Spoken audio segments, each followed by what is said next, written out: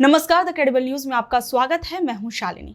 बिहार चुनाव की तपिश इस वक्त बढ़ती हुई नजर आ रही है। बिहार एनडीए के भीतर इस वक्त घमासान मचा हुआ है। जिस तरीके से बिहार के अंदर आरके सिंह अपनी ही पार्टी के नेताओं से इस्तीफे मांग रहे हैं, वो बिहार के अंदर एनडीए के लिए मुसीबत का सबब बनता हुआ नजर आ रहा है। अभी हाल फिलहाल में प्रशांत किशोर ने एनडीए के कई बड़े नेताओं पर बड़े गंभीर आरोप लगाए थे और अब इन आरोपों के बाद आरके सिंह ने कहा है कि सम्राट चौधरी, दिलीप जायसवाल जैसे लोगों पर जो आरोप लग रहे हैं उसे लेकर उन लोगों को सबसे पहले तो सामने आकर अपनी सफाई देनी चाहिए और अगर वो ऐसा नहीं करते हैं तो उन्हें अपने पदों से इस्तीफा दे देना चाहिए। आरके सिंह ने क्या कुछ कहा है, जरा सुनिए। आना चाहिए और उसका जवाब देना चाहिए अगर उनके पास जवाब है तो। अगर जवाब नहीं है तो इस्तीफा दे देना चाहिए। अब जैसे प्रशांत किशोर ने आरोप लगाया दिलीप जायसवाल पर कि हाँ साहब सो हत्या में इन्वॉल्व थे। ये आरोप लगाया कि उन्होंने कोई मेडिकल कॉलेज पर ये कब्जा कर लिया अवैध रूप से, माइनॉरिटी मेडिकल कॉलेज। उसका उत्तर देना चाहिए अगर उनके पास उत्तर है तो, और नहीं तो बता दे कि हाँ हमारे पास उत्तर नहीं। आइए उत्तर है तो मानहानि का केस कर देना चाहिए। इसी तरह से सम्राट चौधरी ये बार बार कहता है कि उप मुख्यमंत्री है, 7वीं फेल है। भाई मैट्रिक का डिग्री दिखा देना चाहिए, ग्रेजुएशन का डिग्री दिखा देना चाहिए। ये साहब ये सरकार की क्रेडिबिलिटी पर, पार्टी की क्रेडिबिलिटी पर सवाल पैदा करता है। सामने आना चाहिए। तो जैसे कि मैं उनसे वाकिफ, मैं उससे सहमत हूं, जो जेडी के जो प्रवक्ता थे, मैं उनसे बिल्कुल सहमत हूं कि सामने आके कहना चाहिए। जैसे अशोक चौधरी के बारे में उन्होंने कहा कि 200 करोड़ कहां से है, वैसे ही तो आप चाहते हैं कि जिन जिन पे आरोप लग रहे हैं उन सबको आकर के अपना बात क्लियर करना चाहिए और अगर आरोप सही है तो आप छोड़कर चले जाइए। आप पार्टी के छवि को काहे धूमिल कर रहे हैं? और इन जिन पे आरोप लगे हैं, आपको लग रहा है कि इन सब की वजह से आने वाले चुनाव में हो सकता है? बिल्कुल साहब। अब इसके कारण क्या हो रहा है कि ये पार्टी का जो ग्राफ है वो नीचे गिर रहा है ना, देख रहा है कि कैसे कैसे लोग हैं। इसीलिए ये आवश्यक है कि सामने आवे। एक सवाल और कि आपको लेकर भी कहा जा रहा है कि आपने आ रहा है बहुत अच्छा काम किया, सब कुछ किए, इसके बावजूद आप हार गए। उसके पीछे कहा जा रहा है कि कुछ लोग जो हैं षड्यंत्र किया। बात सही है। कौन कौन ऐसे लोग थे जो आपके खिलाफ षड्यंत्र किए? ये नाम हमने जाकर के इनको अपने पार्टी के अध्यक्ष और जदयू के अध्यक्ष को बता दिया और हमने यह भी कह दिया कि भैया देखिए, इनको अगर टिकट दीजिएगा तो मैं उनके खिलाफ घूम जाऊंगा। अब ये एक आदमी का, ये 2 आदमी का नाम चल रहा है जदयू से। एक ये भगवान सिंह कुशवाहा है। अब उसने एक जगह 8-9 हत्या किया था, एक जगह और कुछ और जगह हत्या किया था। वैसा आदमी है। वो पहले आरजेडी से हमारे खिलाफ चुनाव लड़ा था, वो आजकल जदयू में, और उसको जदयू ने ये एमएलसी बना दिया। अब सुनते हैं कि टिकट देने जा रही है। तो हमने संजय झा जी से कहा कि भैया ये हमारे खिलाफ काम किया और इसको आप टिकट दीजिएगा तो हम इसके खिलाफ घूमेंगे। इसी तरह से राधाचरण शाह, वो भी जदयू से हैं। सुनते हैं वो तो मशहूर है, इनका नाम मशहूर है कि ड्रग माफिया है, ड्रग स्मगलिंग में इन्वॉल्व थे, ईडी के द्वारा पकड़े गए थे। उनको भी एमएलसी बनाया गया है। उनको भी सुनते हैं कि टिकट देने जा रही जदयू। तो हमने कह दिया कि आप दीजिएगा तो हम घूमेंगे।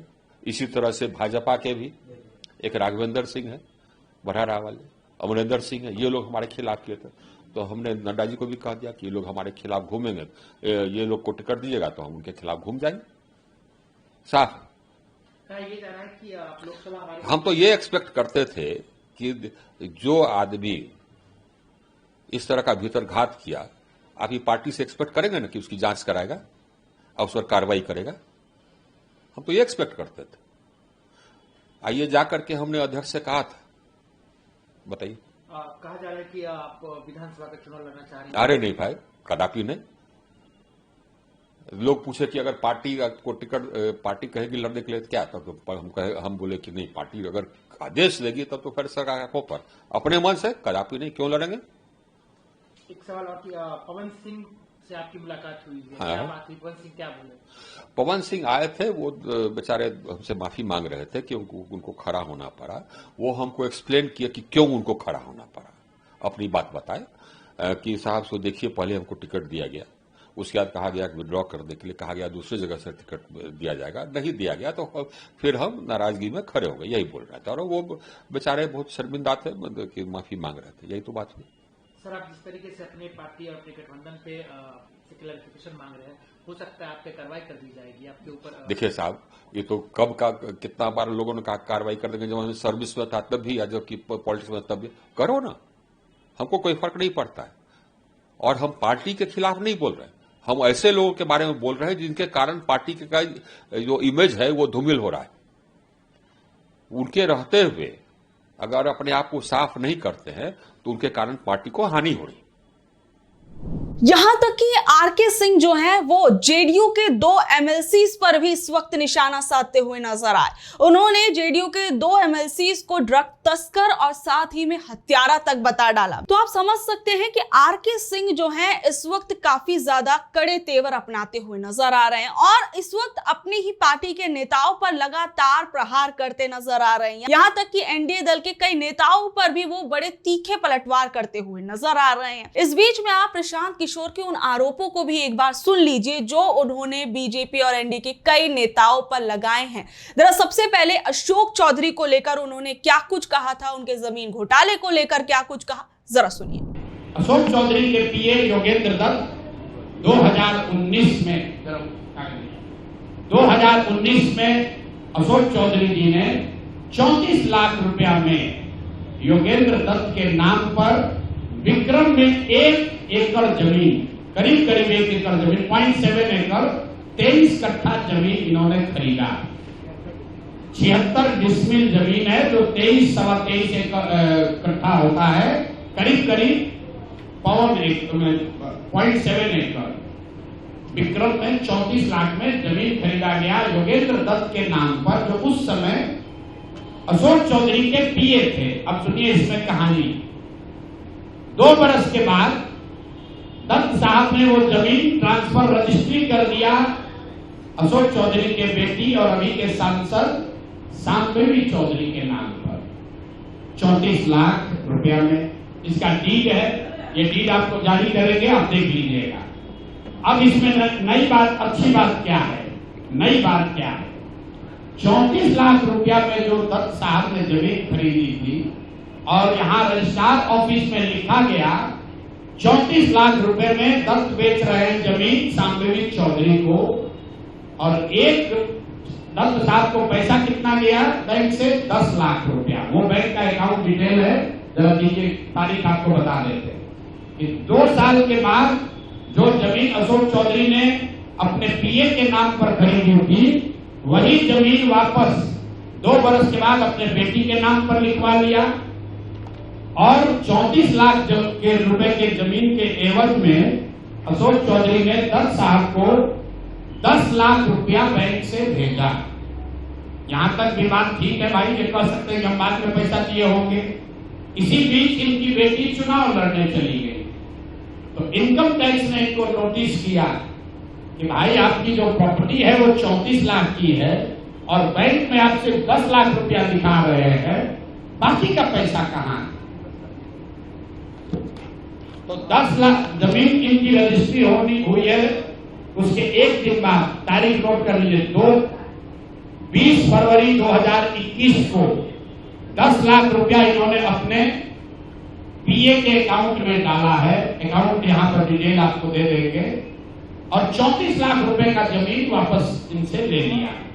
जब इनकम टैक्स ने नोटिस रेज किया कि जमीन है 34 लाख का और अकाउंट में सिर्फ 10 लाख रुपया ही दिख रहा है, तो 4 बरस के बाद 27 अप्रैल 2025 को जमीन लिखवाया है 2021 में। इनका क्रेडिबिलिटी देखिए, जमीन रजिस्ट्रार ने लिख दिया, आप हम जाते हैं उनको खड़ा करके पूछता है भैया कहाँ है रुपया, कहाँ दिए? ये 19 में इन्होंने बेनामी जमीन खरीदी पीए के नाम पर, 21 में उस जमीन को वापस अपने बेटी के नाम पर लिखवाया। 10 लाख रुपया का ट्रांजैक्शन हुआ। जब इनकम टैक्स ने नोटिस रेज किया तो भाई साहब ने जान बचाने के लिए 27 अप्रैल 2025 को, मतलब बेटी के एमपी बनने के बाद 25 लाख रुपया दत्त को, मिस्टर दत्त को फिर इन्होंने बैंक से ट्रांसफर किया।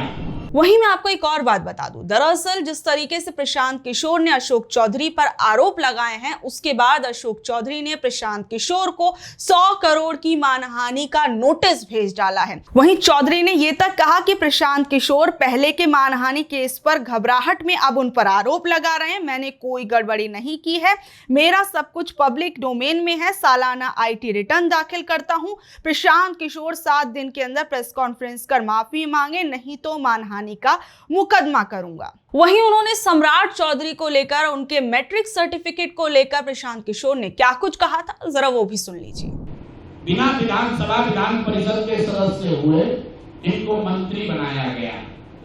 तो जब मंत्री बने तो इन पर कम उम्र होने का एक केस हुआ, जिसकी वजह से इनको बर्खास्त किया गया। ये बात तो सब लोग जानते हैं। और सम्राट चौधरी भी कहते हैं वो मामला तो पुराना है, सब सेटल हो गया। अब क्या सेटल नहीं हुआ है वो हमसे सुन लीजिए। उस केस के पिटीशन में सुप्रीम कोर्ट में लिख के दिया गया कि इन्होंने जब मैट्रिक का एग्जाम दिया, तो मैट्रिक का एग्जाम इन्होंने दिया है सम्राट कुमार मौर्य के नाम से, और सुप्रीम कोर्ट के हलफनामे में यह लिखा गया कि सम्राट कुमार मौर्य उस समय के, इन्होंने इनका एडमिट कार्ड, इनका रोल नंबर वो सब जारी किया, सुप्रीम कोर्ट के दस्तावेज में है।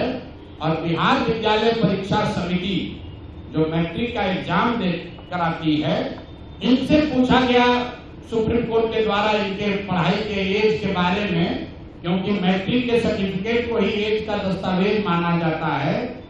तो उसमें बिहार विद्यालय परीक्षा समिति ने बताया कि सम्राट कुमार मौर्य करके जो विद्यार्थी मैट्रिक की परीक्षा पास करने का दावा कर रहे हैं, ये एक्चुअली 234 नंबर इनको आया था, ये मैट्रिक परीक्षा फेल हो गए थे। ऐसा हलफनामा सुप्रीम कोर्ट में दायर किया गया।